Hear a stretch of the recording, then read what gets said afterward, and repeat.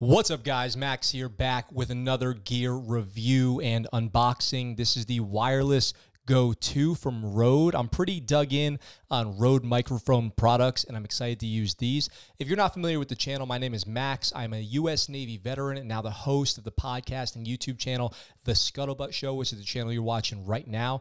My plan for this gear is to use it to go out with the Rode Interview Go handheld adapter and do street interviews, which you're going to see at the end of this video as a test of the quality of how the camera microphone works. And I got the Lavalier Go. I got two of those, two transmitters, all from one kit that's linked in the description down below of this video from B&H. So I hope you guys get a chance to check that out if you're interested in this product. So without any further ado, let's get what we came here for and let's unbox the Wireless Go 2, the Lavalier Go 2, and the Interview Go microphone adapter. We'll start with the Wireless Go 2 here, which is the piece de resistance, if you will. So I've got the specs pulled up on the screen here. We've got an omnidirectional 50 hertz to 20 kilohertz frequency range microphone system with two transmitters, one receiver. I'm sure you guys already know that information. I'm wrecking this box right now. And it's got 200 meters of range. It's got over 7 hours of built-in uncompressed recording time available and so much more. So let's see, right off the bat, it's kind of tricky to, this is actually kind of unimpressively put in this box, to be totally honest. But here we've got, you can see this, we've got some cables. So it comes with USB-C to USB 3.0 or USB-A. Let's see what that is. USB in the box, C to USB-A. We've got three of those. You can charge everything, and a TRS to SC5 TRS cable for hooking it up to multiple devices, a little information booklet. We'll get that out of the way. And then a carrying case, which is pretty straightforward. Nothing super special here. All right, and then in here, it looks like we have the good stuff. Let me pull this out. All right, we'll get the box out of here. So this other, I'm actually nervous about dropping this. Okay, so this opens up and they're clipped in here. Okay, we've got three furries. So three little wind muffs, which are great because I've heard about the twist top that they put on these things now. So let's see, I've got my so we've got two transmitters here and then one receiver. So let's pull one of these transmitters off and try this wind fur here. So I had the Rode Wireless Go 1, and it's true what they say, the wind muff was pretty much unusable because of the insecurity that it had.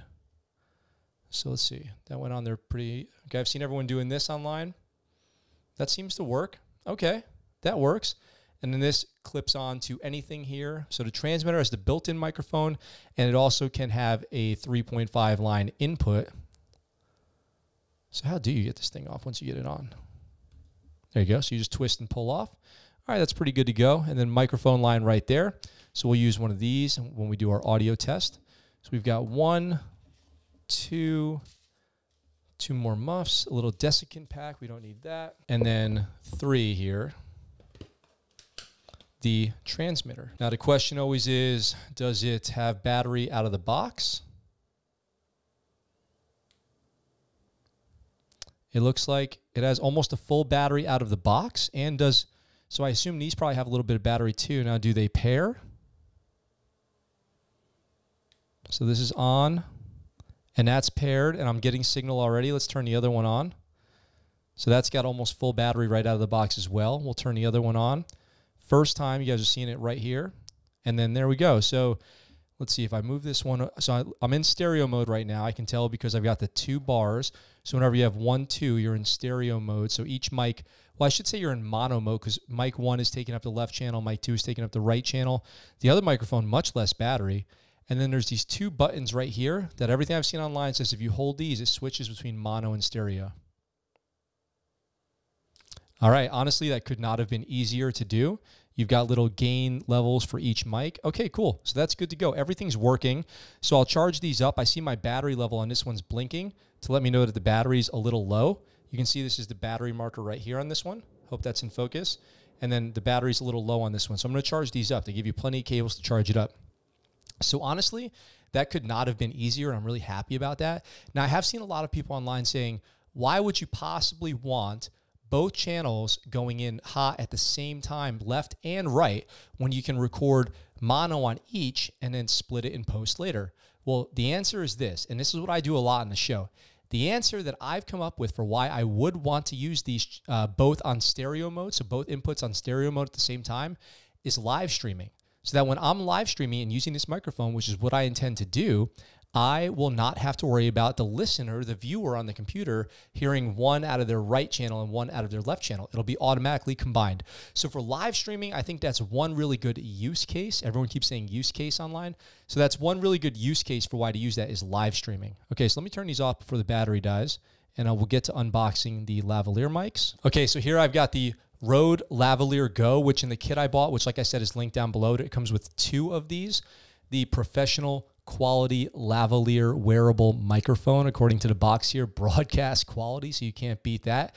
So right now I'm using the Sennheiser AVX system, which I love. It is fantastic. Microphone sounds great. It's got 1 transmitter, 1 receiver, XLR on the receiver, so you need a cable to adapt that to 3.5, which it does include. It's just kind of a very expensive system, very reliable, sounds great, very expensive. This whole system comes in at $299, and then if you add the lavalier mics, you get these in the kit for about $400, I believe. And I just added the Interview Go, which we're going to get to here in a minute. So let me open this up, see if I can do it a little bit better than the other one, and we'll see how this thing looks. I will say, unboxing Rode products, including when I unboxed the Rodecaster Pro, it did not have the same, it's certainly not an Apple level unboxing experience, but that's fine. The products end up always being, in my experience, very high quality. So we'll get rid of this desiccant pack and pull this out. Very high quality and worth the embarrassment of having to open it on camera. Okay, so what's to say? Warning, strangulation hazard. This cable contains Kevlar and has the potential of causing lacerations or strangulation. Avoid looping the cable around the neck and keep out of reach of children. Wow, so this thing, I guess, implies that it's very strong. So this thing must be very strong. Okay, so let me see. I want to be very careful with this. Can I tear this? So we're going to get some scissors to cut this. I'll do that off camera. So yeah, it overall looks pretty good. It comes with a little wind muff on the top of the microphone here. And then here is our lavalier clip, and let's see what kind of quality this is. So this looks fine enough as far as a lavalier clip goes. It comes with a little cable here to twist it around. I'll have to see how to use that because I know I use my AVX, but this looks like it has a place to mount the cable right here and then probably twist around here. I'm sure that there's a little bit of a instruction on how to properly use this thing, so I'll check that out before we give it a test run. So, and then it comes with a little carrying kit as well, so we can throw this back in here for now, and we'll put this off to the side, and we'll unbox the Interview Go. So this is the Interview Go mic adapter. This is actually what I'm most excited about as far as an accessory goes. This is not new. This was out for the Rode Wireless Go 1 as well, but it works with the Wireless Go 2 since they didn't really change the form factor. My plan is to take this thing out, and this is what you guys are going to see for the test, out onto the to the boardwalk out where I live in Okinawa, Japan, and do some street interviews, and hopefully this thing sounds fantastic. Let's go ahead and unbox it right now. So I'm sure I'm going to just have to tear into this box like I did the last couple. The boxes are glued shut, so it makes a little bit of a messy opening process. I don't want to jack it up too much. I totally did. So I guess you guys probably won't be returning these like new in the box after opening them up, but you could probably use a knife or some tools and get that out a little bit cleaner than I did.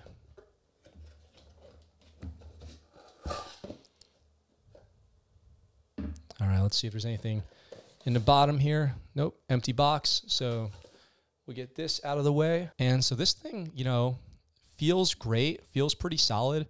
It's got the Rode sticker on it. And then up here, you see there's a slot cut out to put the microphone. So let's take a transmitter. So here is a receiver. Here is a transmitter. So let's take this and pop this, I think. Oh, I see. Okay, so you don't clip it on. There's a little gap right here, and we're going to slide this right into here. So that fits in there. It's a pretty good, tight fit. It feels pretty secure. And then the foam here is cut out into a rectangle, if you can see that. I'm not sure if it's too dark to see that, but the foam's cut out into a rectangle, and it fits pretty easily right on there. Okay, that's no problem. And now we're good to go. And now it's got a little bit of weight on the top too, added by the transmitter. Not that they're heavy. The transmitters weigh, let's see if we got that. The transmitters weigh 30 grams and the receivers are 32 grams. And so that's very, very light, of course. So let's go ahead and I'll charge these up really quick and make sure there's some battery in them. And I'll pull out my Blackmagic Pocket Cinema Camera 4K and we'll connect these and make sure that they're working, getting some good audio input, and we'll test the audio. So we'll get back in a second with that. Okay, guys. So we are back and I have got the microphone set up here and I've got my Blackmagic Pocket Cinema Camera 4K with the Rode Wireless Go receiver plugged into it. And so let's go ahead and turn these two things on. So I'm going to turn on the receiver first. All right, so the receiver is on right now. And now let's go ahead and turn on the transmitter.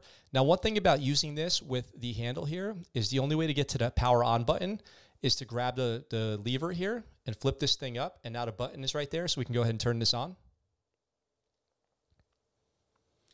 All right, so that's on. And now, okay, so now I see that I am, I'm hearing myself on the Pocket 4K here. So let me put this on, which actually is a little funky to slip on there. That could be a little bit smoother. Okay, so let me try to show this to you guys here so that you can see my screen here. And what I'm going to do now is I'm going to start recording on the Pocket 4K so you can see the screen here. And then the audio you're going to hear from this point forward is from the Pocket 4K. Hey, what's up, guys? Check. So this is the audio from the Rode Wireless Go 2 transmitting into the Pocket 4K. Hopefully on your screen here you can see the levels coming in around -24, -18. Now on the receiver, what I'm seeing is, try to balance it there. Now it looks kind of hot on the receiver, and what I noticed was if I step down the input level using the button on the bottom right here,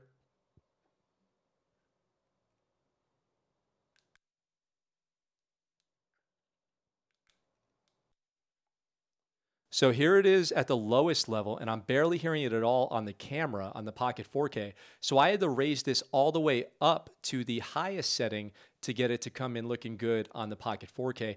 But we'll see in post what this audio sounds like right now. And then this is back to maximum volume input on the receiver itself. So let's switch over and I'll get the Lav Mic and then we'll test the Lav Mic and we'll head out to the street. All right, guys, and now everything is the same as it was before, except I'm using the lavalier mic. So this will be an audio test of how the Lav sounds compared to the handheld.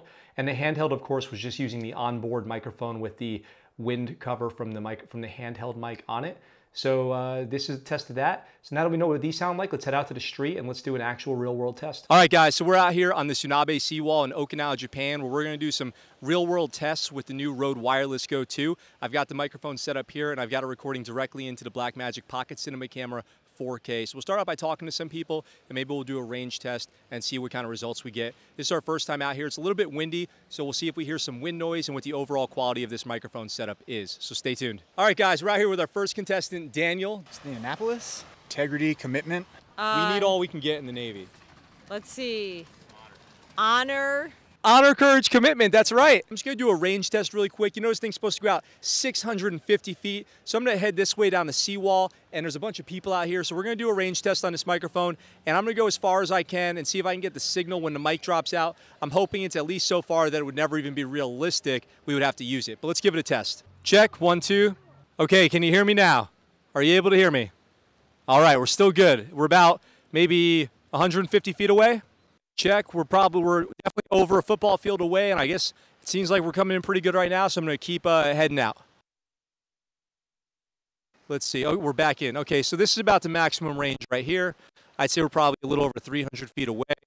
All right, guys, so that was the range test. We ended up with pretty good range. We got further away than I think I would ever have to get with this microphone, and we're surrounded by concrete and buildings and people emitting RF energy all over the place, so that might have affected the signal a little bit too. If we tried it again in an open field away from all the people, it might have done a little bit better, who knows, but that was pretty good. I'm pretty satisfied with that as the result of the range test. So I hope you guys enjoyed this video and you're satisfied with the results of these tests on this brand new Rode Wireless Go 2 equipment. If you did, make sure you like this video, subscribe to the channel, and drop me a comment and let me know what you thought. I look forward to talking to you guys very soon. We're out for now. All right, guys, so I'm just at home on my webcam right now, and I wanted to check in because I have been plugging in my Rode Wireless Go 2 transmitter, which has the recordings on it, And every time I try to click one of the recordings to recover some of that clipped audio, the application automatically freezes. I can't really find anything online about that, but I just want to let you guys know.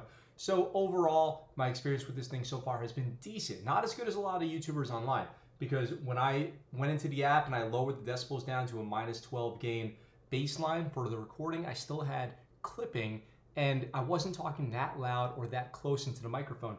And the levels looked great into my Pocket 4K, but they were obviously clipping both in the 4K and in the internal recording. Or well, I assume they were clipping in the internal recording, but I can't even get to those because the app crashes every time I do it. So I don't know what to make of that exactly, but I just want to let you guys know. And otherwise, I hope you guys have enjoyed this video.